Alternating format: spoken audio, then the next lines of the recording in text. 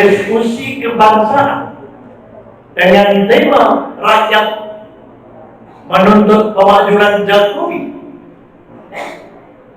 adalah merupakan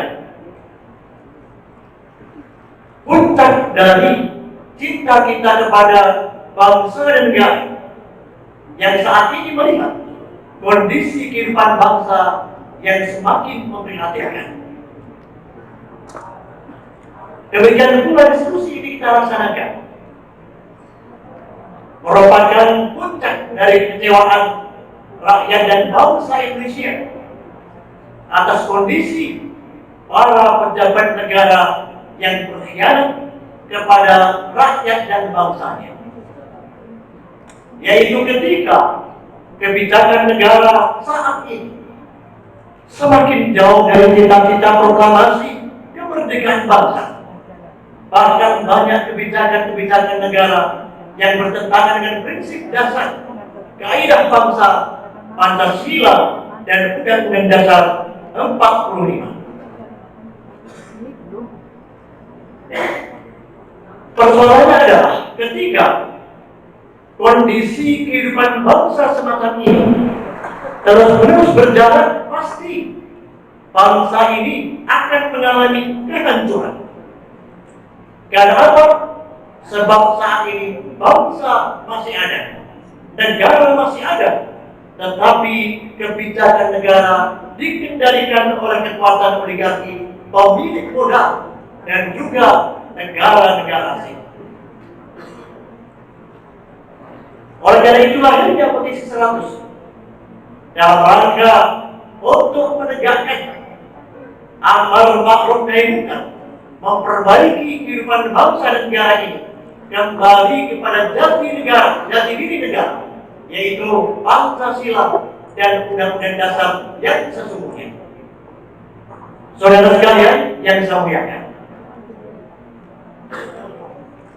ketika negara mengambil kebijakan yang salah, yang berorientasi kepada kepentingan oligarki dan kepentingan asing, maka dipastikan pada saatnya nanti fondasi negara, fondasi kebangsaan akan mengalami kehancuran yang akan menghancurkan bangsa dan negara yang kita cintai ini.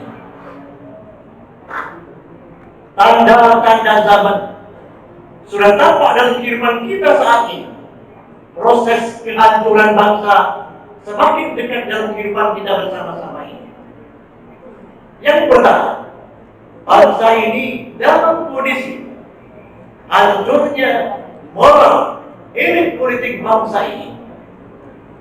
Kita melihat pejabat negara, eksekutif, legislatif, yudikatif, yang mereka itu sesungguhnya orang-orang yang diberikan amanah oleh rakyatnya, tetapi mereka itu tega-teganya berkhianat kepada rakyat yang ia cintai mesinnya.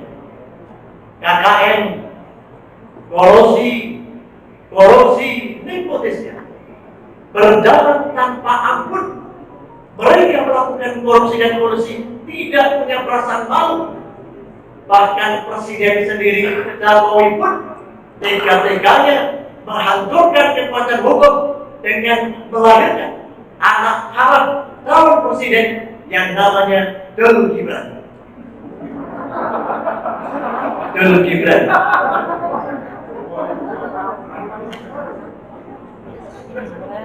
Kondisi semacam inilah yang diperparah elit politik bangsa ini yang tidak berkorban apapun juga dalam kemerdekaan bangsa. Sekarang ini tiga-tiganya aset bangsa, kedaulatan bangsa digadaikan kepada asing. Yang sementara itu, waktu itu para syuhada dengan darah, air mata dan jiwanya merebut kedaulatan kemerdekaan dari Belanda. Kondisi inilah yang bisa dikatakan bahwa elit politik bangsa sudah menjadi pengkhianat bangsa. Yang kedua, kita melihat saat ini proses hancurnya fondasi kehidupan bangsa yang terkait dengan persoalan hukum. Indonesia adalah negara hukum.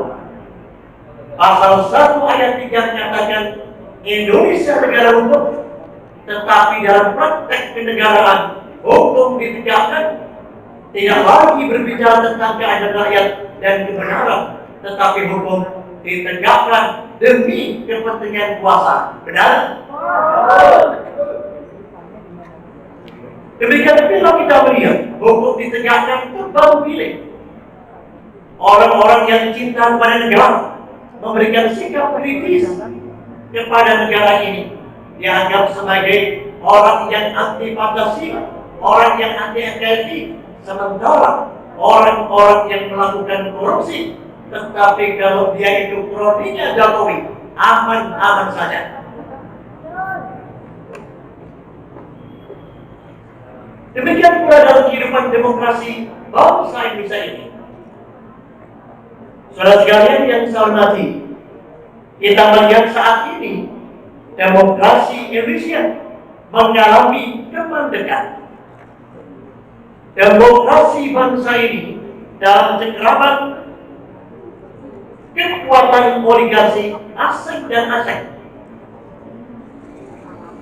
Demikian pula kita melihat secara nyata tidak berlangsungnya trias politika eksekutif, legislatif, yudikatif yang semuanya dikendalikan oleh kekuatan asing pasti akan merusak kehidupan bangsa dan negara yang kita cintai.